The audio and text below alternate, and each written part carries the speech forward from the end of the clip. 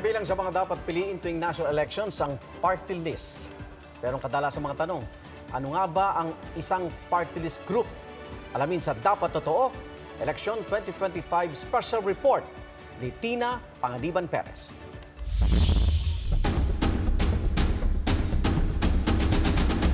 Ngayong eleksyon 2025, 155 party list groups ang nasa balota. Sa dinami-rami niyan, isa lang ang iboboto. Alam mo ba kung anong dapat piliing party list? Para saan nga ba ito? 1995 nang maisa batas ang Party List System Act.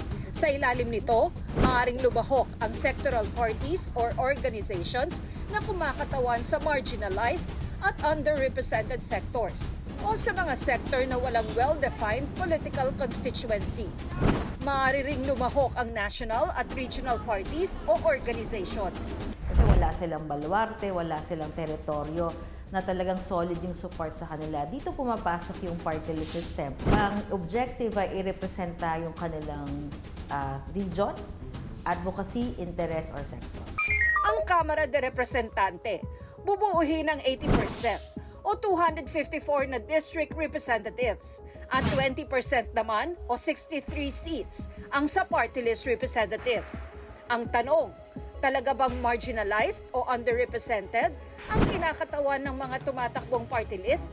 Sa pag-aaral ng election watchdog na kontradaya nitong Pebrero, natuklasan nilang 55% sa mga tumatakbong party list groups ang hindi kumakatawan sa marginalized sectors. 40 party list groups ang konektado sa mga political dynasty.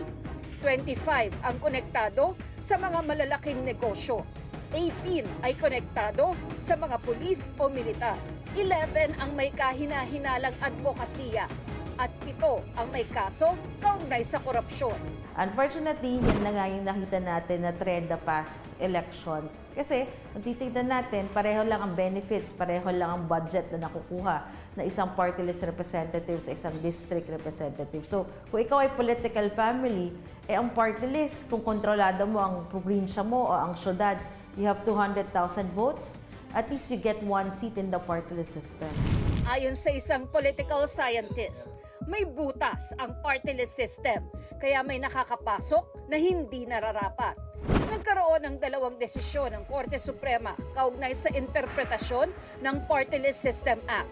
Yung isa, again, kay Justice Art Panganiban, no? At yung isa naman ay si Justice Antonio Carpio. No?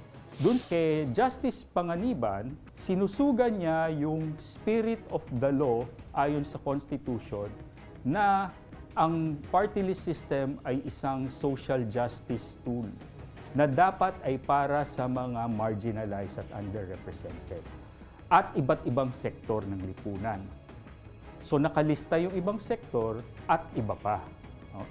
Para naman kay Justice Antonio Carpio, ito ay proportional representation. Ito'y tungkol sa partido. So whether partido ka ng sektor o partido kang nasyonal o partido ka ng rehiyon o lokal, ang pinalalakas mo dapat dito, partido at hindi personalidad. Ang desisyon ni retired Senior Associate Justice Antonio Carpio ang sinusunod ngayon. This opened the floodgates for all the dominant interests to raid the party list system and appropriate the spirit of the law and the party list election towards the interests of dynasties, celebrities, and even contractors. Nitong mga nakaraang eleksyon, ang mga party list group halos magkakapare-pareho na ng pangalan na panay letter A ang simula sa kagustuhang mauna sa alphabetical na order noon ng balota.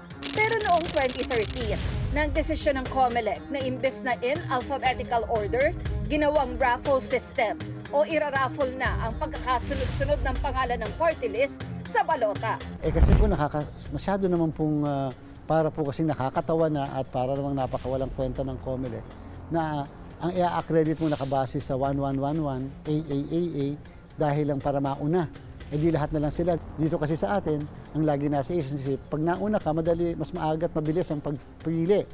Mas nauna ka kaysa doon sa nasa kahulihan. Di ba?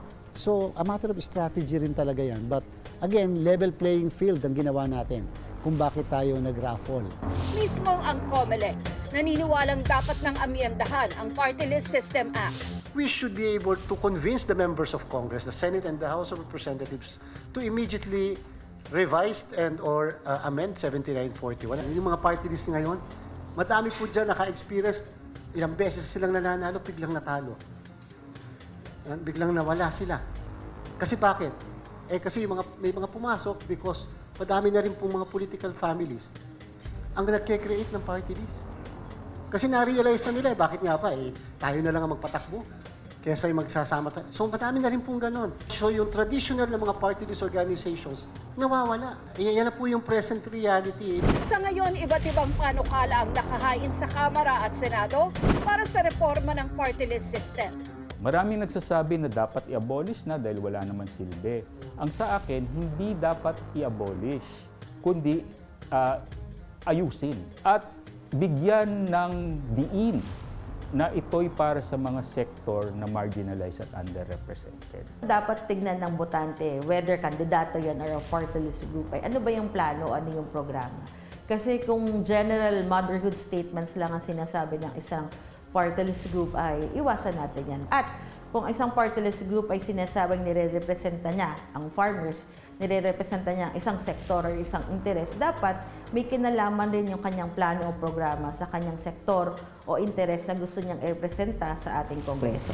Gaano kahalaga ang tamang pagpili ng party list na iboboto? Isipin mo na lang, ang party list na makakakuha ng at least 2% of the total party list votes, tiyak na ang isang seat o pwesto sa Kongreso. At kung lagpas sa 2%, hanggang 3 seat ang posibleng makuha ng nasabing party list. 3 pwesto para sa iisang party list group. Paano kung questionable pala ang naturang grupo? Kaya mga kapuso, dapat piliing mabuti ang iboboto. Para sa GMA Integrated News, Tina Panganiban Perez, dapat totoo sa eleksyon 2020.